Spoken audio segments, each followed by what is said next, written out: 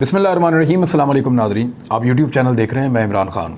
Imported वज़ीर-ए-आज़म शहबाज शरीफ साहब ने अपना पहला खिताब किया कौम से। पहले उनको 8 बजे करना था, फिर 9 बजे करना था, फिर 10 बजे करना था, फिर 10:55 पे करना था। तो बार बार टाइम तब्दील होता रहा और बड़ी मुश्किल से उन्होंने खिताब किया और ऐसा लगता था पता नहीं आज वो क्या कर देंगे। लेकिन ये था वो खिताब, लिखा हुआ टेलीप्रॉम्प्टर के ऊपर एक खिताब था। या पता नहीं हमें आदत पड़ गई है एक ऐसे वज़ीर-ए-आज़म को सुनने की जो फिलबदी बात करता है, जो खुलकर बात करता है, जो दिल से बात करता है। एक ऐसा शख्स यहाँ पे वज़ीर आज़म रहकर गया है। तो अब शहबाज शरीफ साहब आए हैं तो टेलीप्रॉम्प्टर की दोबारा आदत डालनी पड़ेगी। एक मसनूई मुस्कुराहट के साथ ठहर ठहर के अल्फाज को बना बना कर जिस तरह वो लिखे हैं वैसे पढ़ना और उसको सुनना बड़ा मुश्किल था। उसको समझना बाद औक़ात जुमलों को पॉजेस कहाँ देने हैं वो भी उनको आइडिया नहीं था। लेकिन फिर भी चलें, शहबाज शरीफ साहब ने खिताब किया। कुछ बातें उसमें अच्छी थी, कुछ उसमें ऐसी थी जिनके ऊपर आप नुक्ताचीनी कर सकते हैं। मैं आपके सामने सारा कुछ रख देता हूँ। लेकिन इससे पहले ज़रा पाकिस्तान तहरीक इंसाफ के बहुत सारे लोग हैं और वो बहुत सारे आम पाकिस्तानी भी हैं जिनका शायद तहरीक इंसाफ से ताल्लुक़ नहीं है। वो बड़ी मायूसी का इजहार कर रहे थे कि इमरान खान साहब ने इतनी बड़ी तहरीक चलाई, इतना सारा कुछ किया और इतना सारा कुछ करने के बाद वो इस्लामाबाद पहुँचे, इतनी कुर्बानियाँ देकर, इतनी लंबी लड़ाई लड़ के और फिर वहाँ से बगैर कुछ लिए वापस चले गए एक अल्टीमेटम देते हुए। तो इसके ऊपर वो बहुत सारे लोग मायूस हो रहे थे और उनको लग रहा था कि ये नहीं होना चाहिए था। अब अगर किसी को ये लगता है कि उनके लीडर ने धोखा खाया है या उसका फ़ैसला गलत है, यानी बहुत सारे लीडर हैं ज़िंदगी में बहुत सारी गलतियां भी करते हैं, अच्छे और बुरे फ़ैसले भी हो जाते हैं, कुछ गलतियों से सियासी नुकसान भी हो जाते हैं। हो सकता है इमरान खान साहब वो जानते हों जो शायद आम आदमी को नहीं पता, या उनके पास वो इन्फॉर्मेशन हो जिसकी बुनियाद पर वो ये कह सकते हैं कि 6 दिन के अंदर अंदर असम्बलियाँ तहलील हो जाएंगी और इलेक्शन आ जाएंगे। हो सकता है उनका अंदाज़ा दुरुस्त हो और ये भी हो सकता है कि उनका अंदाज़ा गलत हो और ये इम्पोर्टेड हुकूमत जाने का नाम ना ले और उनको दोबारा एक तहरीक चलानी पड़े। लेकिन एक बात तो आप अपने ज़हन में लाएं कि क्या कल के फ़ैसले को अगर तस्लीम कर लें आप या मान लें थोड़ी देर के लिए कि वो फ़ैसला इमरान खान का गलत था, तो क्या उस एक गलत फ़ैसले की वजह से इमरान खान करप्ट हो गया? क्या उस एक फ़ैसले की वजह से वो बुज़दिल हो गया? क्या उस एक फ़ैसले की वजह से वो ग़ुलामी उसने कबूल कर ली? क्या उस एक फ़ैसले की वजह से इमरान खान उन सब लोगों से बुरा हो गया जिनके खिलाफ आप खड़े थे?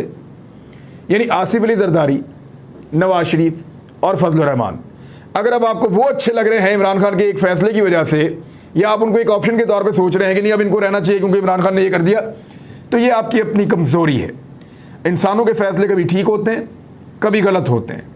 आपको अपने लीडर में क्या चीज़ चाहिए होती है? यानी नॉर्मली मैं अगर सोचूं कि कोई बेहतर आदमी कौन हो सकता है पॉलिटिक्स में, तो मैं ये सोचूंगा कि ईमानदार होना चाहिए, मैं ये सोचूंगा कि करप्शन ना करे, मैं ये सोचूंगा कि वो शख्स जो है वो दलेर होना चाहिए, मैं ये सोचूंगा उसमें कायदाना सलाहियतें होनी चाहिए, मैं ये सोचूंगा उसको अपनी कौम का दर्द और फ़िक्र होना चाहिए, मैं ये सोचूंगा उसमें आज़ादी और ख़ुद मुख्तारी का जज्बा होना चाहिए और बहुत सारी चीज़ें भी हैं। यानी बतौर मुसलमान मैं ये भी सोचूंगा कि आका नबी अकरम सल्लल्लाहु अलैहि वसल्लम की नामूस के लिए आवाज़ उठाने वाला होना चाहिए। मैं ये भी सोचूंगा कि इस्लामोफोबिया के खिलाफ बात करने वाला भी होना चाहिए, उम्मत मुस्लिमा के लिए बात करने वाला भी होना चाहिए। यानी मैं और बहुत सारी चीज़ें सोचूंगा। अगर वो चीज़ें किसी एक आदमी में पाकिस्तान में इस वक्त नज़र आती हैं तो मुझे तो इमरान खान में नज़र आती हैं। तो इसलिए किसी एक वाक़े को या एक इंसिडेंट को या एक फ़ैसले को बुनियाद बनाकर मैं अपनी सोच नहीं बदल सकता, क्योंकि आसाबी तौर पे आपको बहुत मजबूत होना पड़ेगा। और कभी आप 1 मरतबा में कामयाब होते हैं, कभी 2 मरतबा में, कभी 10 मरतबा में कामयाब होते हैं। ये कोई शर्त नहीं है कि आप निकलेंगे और आप कामयाब हो जाएंगे। बहुत सारी चीज़ें इमरान खान साहब को पता थी, वहाँ किस तरह के हालात थे। फ़ौज को तहरीक इंसाफ से लड़ाने की एक पूरी साजिश तैयार थी और वो हो सकता था और उसके लिए वार्निंग मौजूद थी। कुछ मुझे सोर्सेज ने बताया कि इमरान खान साहब को कुछ यकीन दहानी भी करवाई गई है। मुमकिन है कि 6 दिनों के अंदर असम्बलियाँ तहलील हो जाएं और अब तो सिर्फ एक चांस रह गया है। शहबाज शरीफ साहब की तकरीर सुन के मुझे आइडिया हो गया कि ये इनका जाने का मूड नहीं है, ये जाना नहीं चाहते और इनको इदारों की पूरी सपोर्ट भी इनके पीछे खड़ी हुई नज़र आ रही है। ज़्यादा से ज़्यादा ये हो सकता है कि उनका कोई इत्तेहादी छोड़ के चला जाए और इसकी वजह से उनकी हुकूमत गिर जाए। वो इतनी थिन मेजॉरिटी वाली हुकूमत किसी भी वक्त गिर सकती है और जल्दी ही गिर जाएगी, आप खातिर जमा रखिए। अब आ जाए शहबाज शरीफ साहब के खिताब पे। उन्होंने कोई बातें की हैं बड़ी आम, आपके साथ शेयर कर देते हैं। एक तो उन्होंने कहा अवामी मुतालबे पर हुकूमत तब्दील की। ये किस तरह का अवामी मुतालबा था जिस पे शहबाज शरीफ साहब ने हुकूमत तब्दील की और अगले दिन बगैर किसी कॉल के पूरा पाकिस्तान सड़कों पे आ गया। यानी ये एक ऐसा अवामी मुतालबा था जिसके ऊपर शहबाज शरीफ ने हुकूमत तब्दील कर दी कि पूरा का पूरा पाकिस्तान अगले दिन सड़कों पे आ गया। 50 से ज़्यादा शहरों में अनगिनत लाखों लोगों का समंदर सड़कों पे हर जगह मौजूद था, कराची से लेकर खैबर तक। तो ये एक तो गलत बात है कि अवामी मुतालबे पर हुकूमत तब्दील की, क्योंकि अवाम के लिए इस हुकूमत ने बाद में किया कुछ नहीं। जब से ये हुकूमत आई घी बहुत ज़्यादा महंगा, कोई 30% महंगा हो गया घी। जब से ये हुकूमत आई आज फिर आटा दोबारा महंगा हो गया।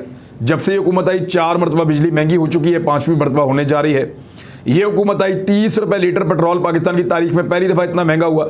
ये हुकूमत आई 20% अद्वियात की कीमतों में इजाफा हुआ। ये हुकूमत आई बदतरीन शेलिंग खवातीन और बच्चों के ऊपर की गई।